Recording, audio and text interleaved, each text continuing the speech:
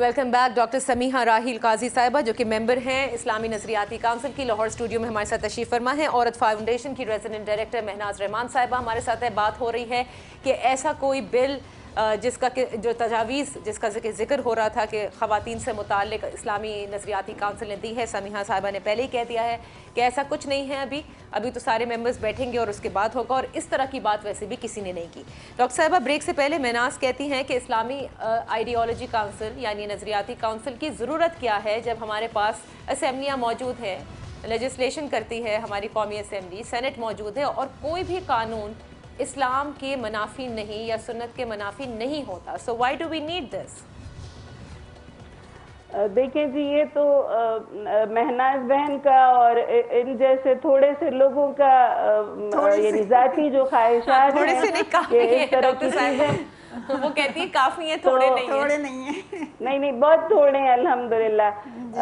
वो हर एक को अपना आप बहुत ज्यादा नजर आता है ना, लेकिन जब आप हकीकत की आंख से देखेंगे तो अल्हम्दुलिल्लाह अभी तो सर्वेज भी आए हैं, हमारे जो मुखालिफ एनजीओज हैं वो सर्वेज करते हैं, तो उसमें 97% तक लोग जो हैं वो पाकिस्तान में इस्लामी शरीयत का नफाज चाहते हैं। आपके पीयू रिसर्च ने ये अभी रिपोर्ट दी है। तो मैं ये समझती हूँ कि इस तरह तो नहीं, लेकिन इन्होंने जो दो हमारी मोतबर जो हमारे रहनुमा हैं हज़रत अल्लामा इकबाल और हज़रत कायद आज़म, दोनों का हवाला दिया, तो अल्लामा इकबाल कहते हैं कि जुदा हो दी सियासत से तो रह जाती है चंगेजी। वो उनकी जो पूरी शायरी है शायद महनाज बहन ने ना पढ़ी हो, लेकिन मैं उनको ज़रूर सजेस्ट करूंगी कि वो उनकी फ़ारसी जो शायरी है वो ज़रूर पढ़ लें, कि उन्होंने पूरा एक तस्वुर दिया है कि इस मुल्क में किस तरह से कानून साजी होनी चाहिए, इस मुल्क में किस तरह से कुरान करीम का जो पूरा जो लॉ है और पूरा जो निज़ाम है उसको नाफिज होना चाहिए। इसी तरह से कायद आज़म ने जो तहरीक चलाई तो उसमें पाकिस्तान का मतलब क्या, ला इलाहा इल्लल्लाह का जो नारा था वो बुनियाद था कि हम एक ऐसी खित्ता ज़मीन को हासिल करेंगे जहाँ पर हम इन उसूलों को प्रैक्टिकली यानी नाफिज तो डॉक्टर साहबा मुझे ये बताइएगा ना कि पार्लियामेंट में जो इलेक्टेड हमारे जो मुंतखब नुमाइंदे क्या समझते हैं, वो अहल नहीं है क्या, वो रिलीजन को जानते नहीं है, या समझती है वो ऐसे कवानीन बनाते हैं जो कि इस्लाम के मनाफी हैं? मैं खुद पार्लियामेंटेरियन रह चुकी हूँ और अल्हम्दुलिल्लाह मुझे औरत फाउंडेशन ने ही टॉप ऑफ द लिस्ट पे रखा हुआ था परफॉर्मेंस में।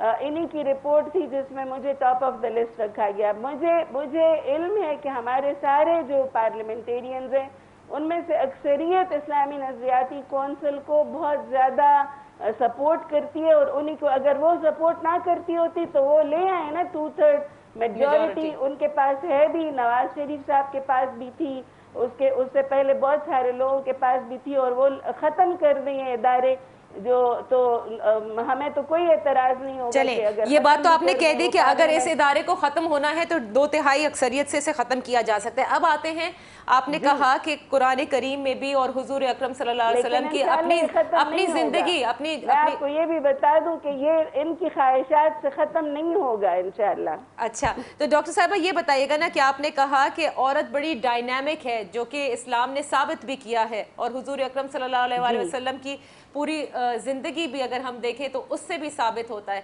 फिर आप ये समझती हैं कि अव्वल तो ये बात क्योंकि काउंसिल ने कही नहीं, ये मारना आपके ख्याल में सही बात होगी कि ये हड्डी ना टूटे, या जितना भी मारना है यू थिंक कि इसकी इजाज़त है इस्लाम में? देखिए जी, हमारे यहाँ लोग ना बहुत ज़्यादा गलत इंटरप्रिटेशन करते हैं आयत की, अहादीस की। ठीक है। अच्छा, एक आयत है जिसमें अल्लाह ताला ने इजाज़त दी हुई है एक औरत को कि उसको 3 स्टेप्स में, लोग ना तालीम की बजाय सजाओं से इस्लाम का कानून शुरू करते हैं।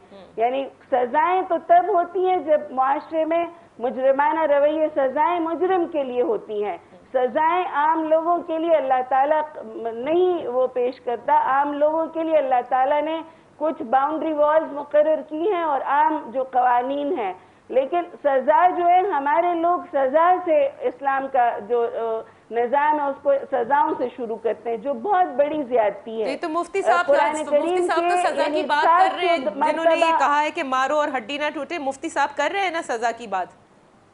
دیکھیں جی، میں آپ کو بتا رہی ہوں کہ یہ ان ایک آیت کی انٹرپریٹیشن بہت زیادہ غلط طریقے سے سارے لوگ کرتے ہیں کہ ایک آیت میں اللہ تعالیٰ نے اجازت دی ہے صرف اس عورت کو جو کہ طلاق بھی نہیں لینا چاہتی مگر پورے شوہر کی اور خاندان کی عزت کو سرعام نیلام کرتی ہے، اس کو کہا ہے کہ تم تعدیب کے لیے اسے کبھی ایک ہلکا تھپڑ یا ایک چپت رسید کر سکتے ہو۔ اس لفظ کو لے کر تو لوگوں نے بہت زیادہ اس کو ایکسپلائٹ کیے۔ میں اس کی بڑی سخت مذمت کرتی ہوں کہ قرآن کریم کے اس نظام رحمت کو اور حضور نبی کریم صلی اللہ علیہ وسلم کی اس سیرت کو کہ جس میں انہوں نے عورت کو اتنا مرتبہ دیا کہ حضرت عائشہ کہتی ہیں کہ میں جب سوئی ہوئی ہوتی تھی تو حضور نبی کریم صلی اللہ علیہ وسلم پنجوں کے بل چلا کرتے تھے کہ میری نیند نہ ڈسٹرب ہو۔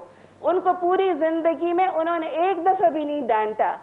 11 امہات المومنین تھی، ایک کبھی کہیں واقعہ نہیں ہے کہ ان کو کبھی زندگی میں ڈانٹ بھی پڑی ہو۔ اب یہ دیکھیں نا، اب یہ دیکھیں مہناز کہ نہ کبھی ڈانٹا، اور یہ جو ڈاکٹر صاحبہ کہہ رہی ہیں بالکل صحیح فرما رہی ہیں، لیکن جو چیز سامنے ہمارے یہاں آتی ہے، جس طرح سے معاشرے میں رویہ ہے عورت کو مارنے کا، اور یہ آج سے نہیں ہے کب سے ہے، ابھی یہ پرسوں ترسوں خیبر پختونخوا میں ایک اور لڑکی کو جو ہے وہ کیا کہتے ہیں پھانسی دے دی گئی، اس سے پہلے ایک واقعہ ہوا، پھر یہ جو تواتر سے واقعات آتے ہیں، اور یہ پہلی مرتبہ نہیں ہے کہ یہ مفتی صاحب کہہ رہے ہیں، ایسے بہت سارے لوگ کہہ رہے ہیں۔ تو پھر مجھے بتائیے نا کہ وہ تو باقاعدہ ممبر ہیں اس نظریاتی کونسل کے۔ ایگزیکٹلی ہمارا بھی یہی پوائنٹ ہے کہ حضور کی اگر ہم سنت کو دیکھ لیں، اور اول تو یہ کہ کوئی یہ نہ سمجھے کہ صرف اسلام کا ٹھیکیدار وہ ہے، کیا ہم مسلمان نہیں ہیں؟ ہم بھی تو مسلمان ہیں نا۔ اب ایک چھوٹی سی جماعت کا اپنے آپ کو اسلام کا ٹھیکیدار سمجھ لینا۔ میں اس میں تھوڑا سا آپ کو پلیز ہسٹوریکل بیک گراؤنڈ بتانا چاہوں گی۔ تحریک پاکستان جب چل رہی تھی، سارے علماء نے، ان کی جماعت کے جو سربراہ تھے ان سمیت سارے علماء نے پاکستان کے قیام کی مخالفت کی تھی۔ یہ لوگ نہیں چاہتے تھے کہ پاکستان بنے، صرف علامہ شبیر احمد عثمانی تھے جنہوں نے قائد اعظم کا ساتھ دیا تھا۔ ان لوگوں نے سب قائد اعظم کو احمق اعظم کہا، پاکستان کے قیام کی مخالفت کی، اور جب پاکستان بن گیا تو یہ ٹھیکیدار بن گئے اسلام کے۔ اور ہم بھی مسلمان ہیں، مطلب اسلام کے یہ کیوں ٹھیکیدار؟ میں بھی مسلمان ہوں، یہ ثابت کر دیں کہ میں مسلمان نہیں ہوں؟ میں 5 وقت کی نماز پڑھتی ہوں، یہ ثابت کر دیں کہ میں نہیں پڑھتی؟ میں تو پڑھتی ہوں۔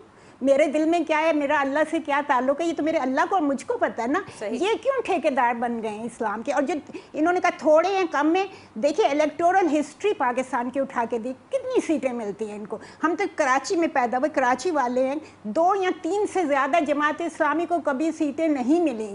کس بنا پہ ہی کہتے ہیں ان کو برتری ہے؟ جمہوریت میں برتری تو اس کو ہوتی ہے جسے ووٹ ملتے ہیں، جو اسمبلی میں جاتا ہے۔ کن جماعتوں کو ملی؟ ان کی جماعت کو ملی کبھی؟ دیکھیے اسلام کے ان سے کہیں ٹھیکیدار نہیں بنے۔ میں بھی مسلمان ہوں الحمدللہ، اور میرا اللہ سے کیا تعلق ہے یہ میرے اللہ کو پتہ ہے۔ صحیح، ٹھیک ہے نہیں، لیکن یہ تو خیر یہ بہت ہی آپ جماعت اسلامی کی طرف ڈائریکٹ ہو گئی مہناز، لیکن میرا کہنے کا مقصد یہ تھا کہ جتنے بھی ممبران ہیں پھر یہ جس طرح کی بات کر رہے ہیں، جیسے سمیہ تو ایک بالکل ڈفرینٹ پرسپیکٹیو دے رہی ہے نا ہمیں کہ نہیں، خواتین کی عزت کرنا لازم ہے، اور یہ ثابت کیا ہے حضور اکرم صلی اللہ علیہ وسلم کی سیرت سے، یہی ہم بھی کہتے ہیں۔ لیکن پھر جو ان کے ارد گرد جو مرد حضرات ہیں وہ ایسی بات کیوں کرتے ہیں ڈاکٹر صاحبہ؟ یہ بھی تو بتائیے نا کہ ان کو ابھی تک کیوں نہیں سمجھ میں آیا اسلام؟ دیکھیں نادیہ، میری بات سنیں نا، مہناز نے اپنے وہ جلے دل کے پھپولے بہن چھوڑ رہی ہیں، حالانکہ یہ جو فورم ہے یہ جلے دل کے پھپولنے چھوڑنے کے لیے نہیں ہے، یہ ڈسکشن کے لیے ہے کہ ہم مل جل کر کوئی عورت کی بہتری کے لیے کوئی تجاویز دے دیں۔ ہم معاشرے میں جو اس کے اوپر ظلم ہو رہا ہے، اور سارے لوگ ہی سمجھتے ہیں کہ ظلم جو ہے وہ ہو رہا ہے، جب تشدد بھی ہو رہا ہے، جبر بھی ہو رہا ہے، ان معاشروں میں بھی بہت زیادہ ہے جن میں یہ بڑے سخت قوانین ہیں بھی، اور ہمارے معاشروں میں بھی جس میں قوانین ابھی اتنے زیادہ بنے بھی نہیں ہیں۔ تو ہمیں مل جل کر عورت کو اس سارے ظلم و تشدد سے نجات دلانی ہے. ہمیں واپس اس طرف آنا ہے کہ جہاں پر عورت کی بہت زیادہ عزت تھی. میں ابھی آ رہی ہوں افریقن پارلیمنٹ کے ایک اجلاس سے, اور جتنی زیادہ میں نے وہاں پر مسلمان عورت کی ایک بڑھتی ہوئی جو ان کی توقیر ہے اور جو ویمن امپاورمنٹ ہے, سوڈانی عورت ہے, افریقن عورت ہے, وہ اتنی زیادہ امپاور ہو رہی ہے.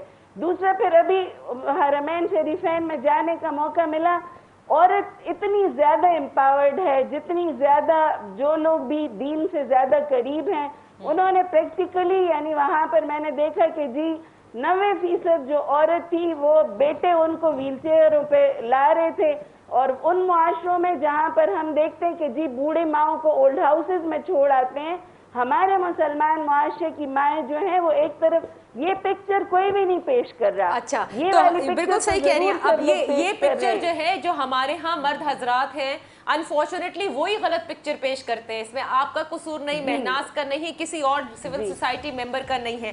تو ان کو کیسے بدلیں گی؟ اور اب ہم آتے ہیں, ایک بریک لیتے ہیں. جب بریک سے واپس آئیں گے ڈاکٹر صاحبہ, تو چلیں یہ والی بات جو ہے آپ کہتی ہیں کہ آؤٹ آف کانٹیکسٹ میڈیا نے دے دی, لیکن جو بقیہ باتیں کہی گئی ہیں, جو تجاویز ہیں مفتی صاحب کی, جس کے اندر یہ بھی ہے کہ نرسیں جو ہیں وہ خواتین نہیں ہو سکتی, تو we are talking about changing the entire set up of Pakistan. تو اب ہم کس سیٹ اپ کی طرف جانا چاہتے ہیں, اور کیا آپ بھی اگری کرتی ہیں اس سے یا نہیں کرتی؟ ایک بریک کے بعد واپس حاضر ہوں گے اور اس پر بات کریں گے. کہیں مت جائیے, آپ دیکھتے رہیے پس پردہ.